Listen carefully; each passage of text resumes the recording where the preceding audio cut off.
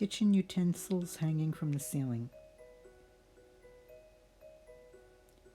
Kitchen table with The bowls. Roosevelts were members of a social class where staff were employed to do mundane chores of daily life, like cleaning and cooking.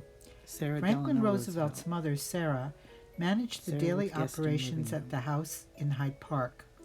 Among the staff working inside the home was a footman who opened doors, shutters, and windows, took coal and wood to the kitchen and laundry, cleaned and filled kerosene lamps, cleaned the porches, windows, and screens, as well as polished doorknobs and assisted in the pantry.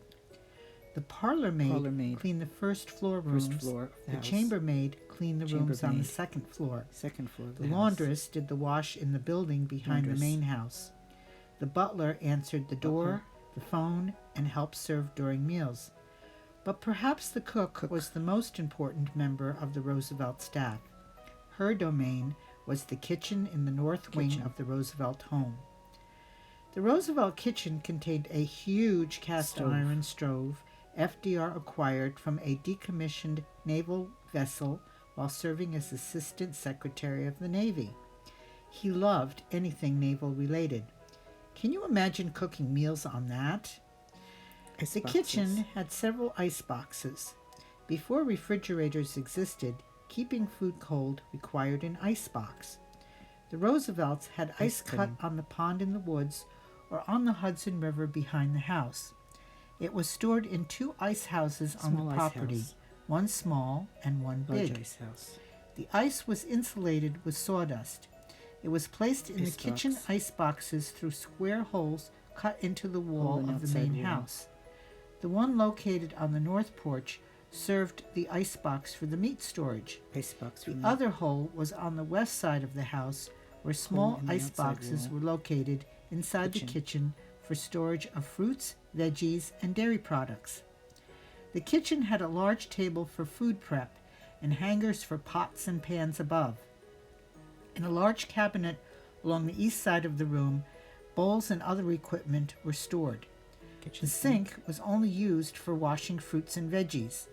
Located in the butler's pantry south of the kitchen, there was a sink for cleaning dishes and pots. Dining room. Sarah had at least 8 to 10 guests for dinner. After FDR's political career took off, there were many more guests for meals. After he was elected President of the United States, meals were prepared here for political leaders, members of the cabinet, foreign dignitaries, including the British and Norwegian royals, and Madame Chiang Kai-shek of China. Back then, guests did not go into the kitchen and stand around chatting during meal preparation. They just enjoyed the fruits of the cook's labor in the dining room. Today, visitors often inquire about the possibility of viewing the president's kitchen. One of the more famous guests who requested to see it was Russian Premier Mikhail Gorbachev.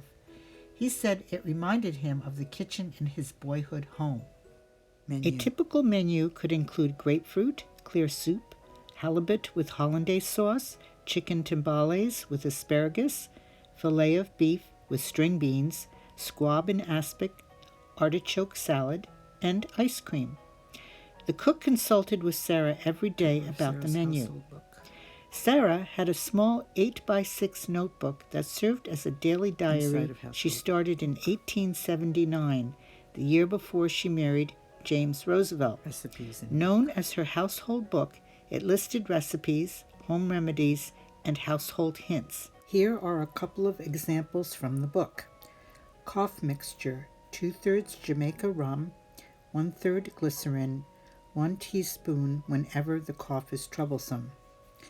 Applesauce cake, 1/2 cup of butter, 1 cup sugar, 1/2 molasses, 2 cups applesauce, 1 teaspoon ground cloves, 1 teaspoon ground cinnamon, 1/2 teaspoon ginger, 1/2 teaspoon soda stirred into a little water, 3 cups flour, a pinch of salt.